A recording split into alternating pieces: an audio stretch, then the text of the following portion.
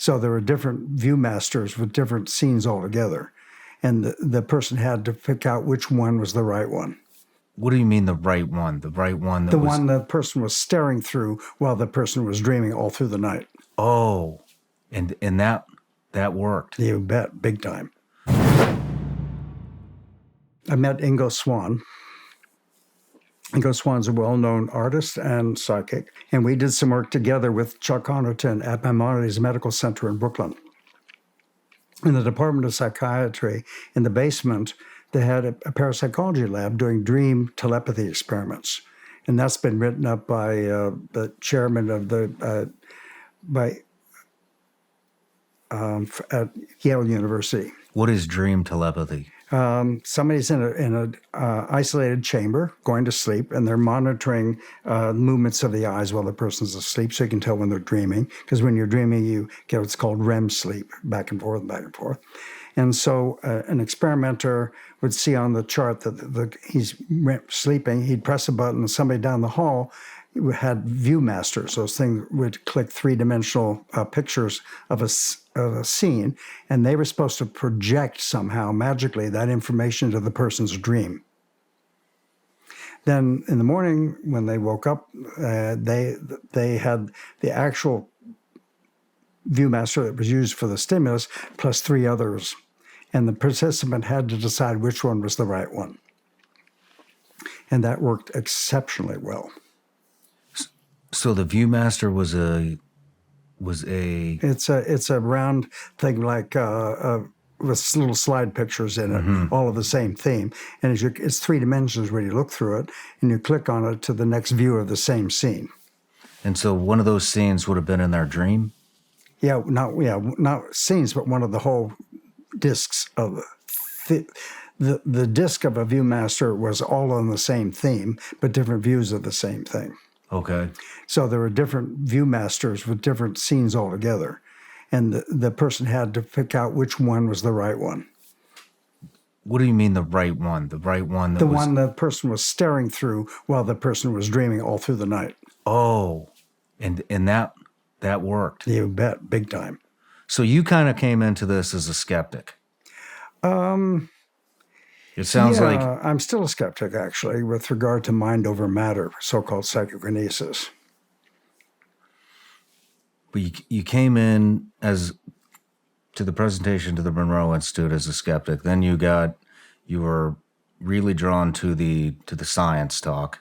Yeah. Worked with them, then moved over to this. Well, there was one amusing thing, though. When we'd answer the phone in the basement of Maimonides Medical Center, we'd say, "Hello, Division of Parapsychology. May we tell you who's calling?" And if that cognitive dissonance on the phone, what are you talking about? But that was really good research there, actually. How long did that go on for? Oh, God. Run by Stanley Krippner, a well-known name in the field, who's just turned 90. And Alan Vaughn. And Alan Vaughn introduced me to Ingo Swann. That's how I met Ingo, actually. And so when you were doing what was it called? Dream? Yeah, I was not involved in the dream research. You were not involved in the dream research. What were they looking for? Say they made the connection. Okay, the dreamer is able to identify. Yeah, now the question is how and why. We're still asking that question. But what Chuck Honerton said, no researcher wants to stay up all night. It's a hard way to get one set of data all night because you have multiple dreams. Dreaming time over the night 4 or 5 times each. So and you don't get, as a researcher, you don't get any sleep. Yeah. So he said, well, what is it about the nature of dreaming that makes us seem to work? So he guessed that it's what's called somatosensory reduction. In other words, you don't feel cold or hot, and your body is in a very comfortable, relaxed chair. So he said, well, there's other ways to do that besides being asleep.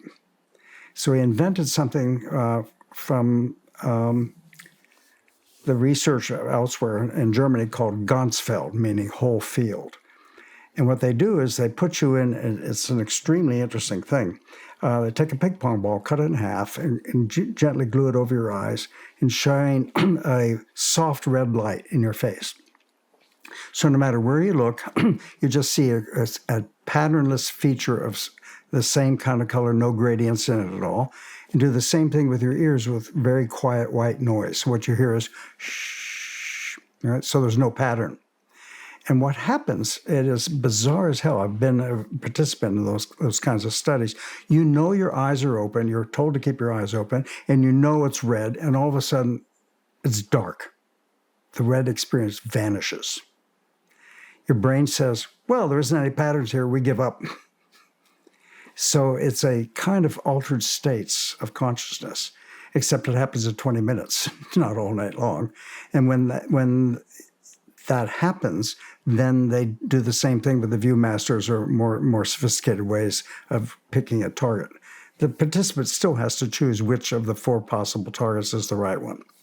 So when the red goes away in the brain, it sounds like the brain essentially shuts down. In that vision, yes. Is the participant aware of what's going on, or are they completely... No, they know they're doing a side experiment, but they don't know what's happening outside of their world. Are they conscious enough to know that the red light is gone and react to it? Yeah, I've been there doing it, not as a participant, just to experience what the Gonsfeld is like. It's bizarre. I know my eyes are open, but it's just black. What the hell's going on? Now, that gets to an interesting point for later on, because all of our sensory systems, the big 5 that we know about, there's more these days than we have 5, they're all more sensitive to things that are changing than things are not. So you're lying outside on a nice clear night, no street lights and what have you, and you see the stars. It's really beautiful. But what catches your attention is the satellite that goes over. Mm-hmm. And cops have blinking lights on purpose because steady lights are not as attractive as something that's changing. So that gets us to something more interesting later on about a mechanism, how this works. Can we explore that right now, or would you rather Sure, wait? why not? So we argued that if the S in extrasensory perception really is sensory, then the big 5 things we know is there must be something that works better when that thing, whatever it is changing compared to when that thing is not changing. Because otherwise, that's the way our other sensories work. Maybe the ESP sensory part works the same way. It does, and we found it. And that turns out to be something a little harder to describe, is the changing of the entropy of the target system. And that works extremely well. Can you elaborate? Sure. Best way to do that as an example. Entropy is a measure of chaos. And things that are, for example, if you put your water, which has molecules bouncing around in it like mad, and put it in an ice tray and stick it in your freezer, it freezes them. What happens is that's a serious drop in entropy because it's less chaotic. Now, there's a side issue here called the second law of thermodynamics, which I don't have to get into. If you reach behind your fridge, you know it's pretty warm behind a refrigerator. The heat that's taken out of the water to make ice is overly compensated by the hot behind the counter, behind the fridge. But nonetheless, that change of entropy, that's called, is what correlates with the quality of remote viewing. And there's no doubt about it now. We have 9 studies that all agree about that. So it says it is, in fact, a sensory system. Now, we understand how if you're looking on the beach and the sun is sinking into the Pacific, it is well known those photons hit your eyes and how that carries the information into your eyelids. It doesn't tell you anything about how you're going to respond to those photons hitting your eyes.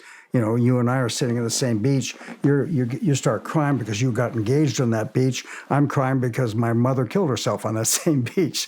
It's the same photons. So all that is generated internally with each human being. But still, in terms of the remote viewing stuff, the correlation with the entropy is gorgeous now. It's really quite well established. No matter where you're watching Shawn Ryan Show from, if you get anything out of this, please like, comment, subscribe, and most importantly, share this everywhere you possibly can. And if you're feeling extra generous, please leave us a review on Apple and Spotify podcasts.